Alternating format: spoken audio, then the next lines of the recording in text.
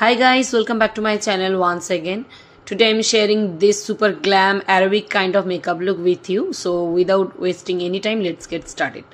তো আজকে মেকআপ টেকনিকের সাথে সাথে আমি তোমাদের সাথে আবার একটা অন্য অভিজ্ঞতা শেয়ার করব। তো বলে রাখি, আমি এরকমই গরমকালে একটা ব্রাইডাল বুকিং ছিল আমার, সেদিন আমার ডাবল ব্রাইড ছিল।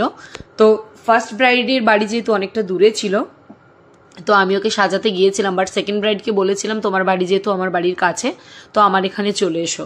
তো কোনো কারণবশত বা ফ্যামিলির প্রেশারে বলো ব্রাইড আসতে পারেনি। তো বলেছিল আমি সমস্ত রকম ব্যবস্থা করে রাখবো, সাজার জন্য আলাদা প্লেসও রাখবো, কোনো রকম কোনো অসুবিধে হবে না।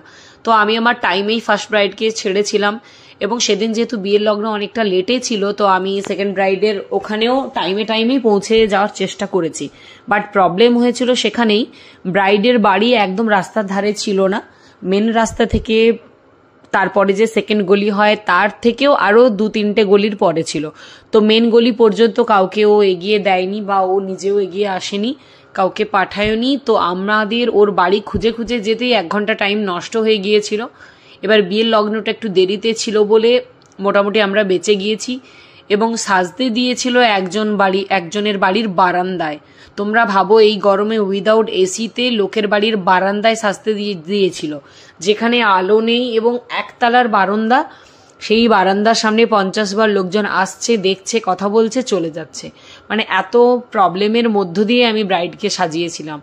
এবং তারপর যেটা বড় সড়ো প্রবলেম হলো, সাজতে সাজতে কারেন্ট চলে গেল এবং চারিদিকে অন্ধকার হয়ে গেল। যেহেতু ওটা পাশের বাড়িতে একজনের বাড়িতে মেকআপ করছিল, তো ওদের কোনো ইনভার্টার বা জেনারেটরের ব্যবস্থা ছিল না। তো কি বলবো, তার উপরে মাল্টিপ্লাগার ছিল না। হেয়ার স্টাইল করার সময় এত অসুবিধা হয়েছে, যাদের বাড়িতে সাজছিল তাদের বাড়ির লোককেও প্যানিকে পড়তে হয়েছে। তাদের বাড়ি থেকে একজন কেউ মনে হয় এক্সটেনশন কর্ড এনে আমাকে দিয়েছিল, দিয়ে সেখান থেকে আমি হেয়ার স্টাইলিংয়ের কর্ডটা লাগিয়ে আমি ওর হেয়ার স্টাইলটা কমপ্লিট করেছিলাম।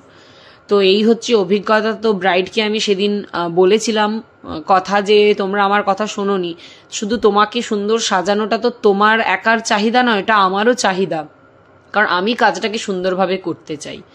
তো যাই হোক, এটা আমার খুব ভয়াবহ অভিজ্ঞতা ছিল। এবং সেই ব্রাইডের এমন লেটে বেরিয়েছিল যে সেখান থেকে ফটোগ্রাফি তো আমি তুলতেও পারিনি, যেহেতু ব্রাইডের বাড়ি নতুন হচ্ছিল। তো সেখানে ছবি তোলার মতো পজিশন ছিল না, এবং এত ভিড় হয়ে গিয়েছিল যে আমি পার্সোনাল ছবি তুলতে পারিনি।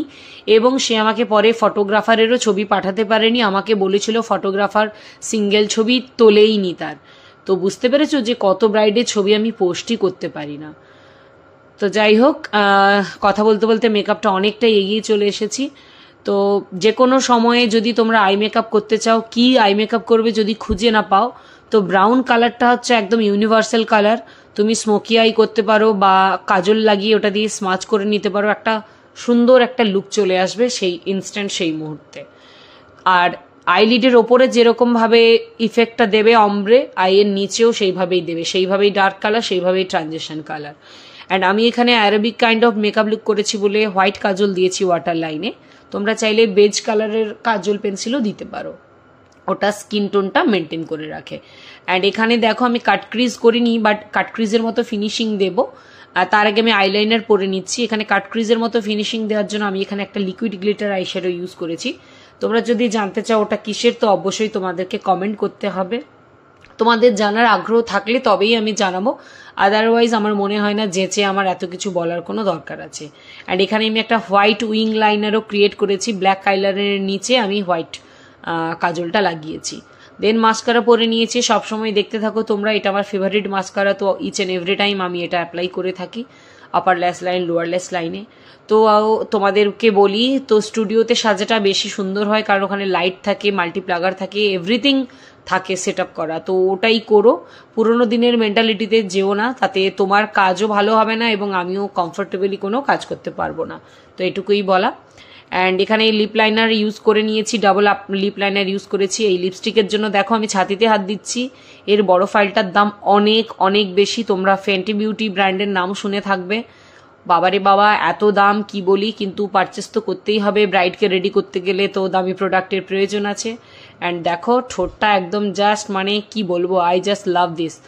এই রেড কালারটা আমার খুবই পছন্দ।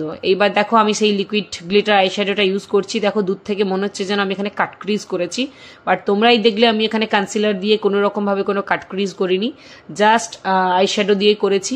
অ্যান্ড শিমার আইশ্যাডো আমি এখানে কার্নিভাল আইশ্যাডোর প্যালেট থেকে ইউজ করেছি। অ্যান্ড লিপসটাকে তোমরা জানো আমি লিপস্টিক ইউজ করার পর আমার লিপ লাইনার লাগে একটু ডেপথ দেওয়ার জন্য। তো এটা আমার ফুল অ্যান্ড ফাইনাল লুক। আমি রিল ভিডিও অনেক কিছুই পোস্ট করেছি, তো তোমরা অবশ্যই চেক করো।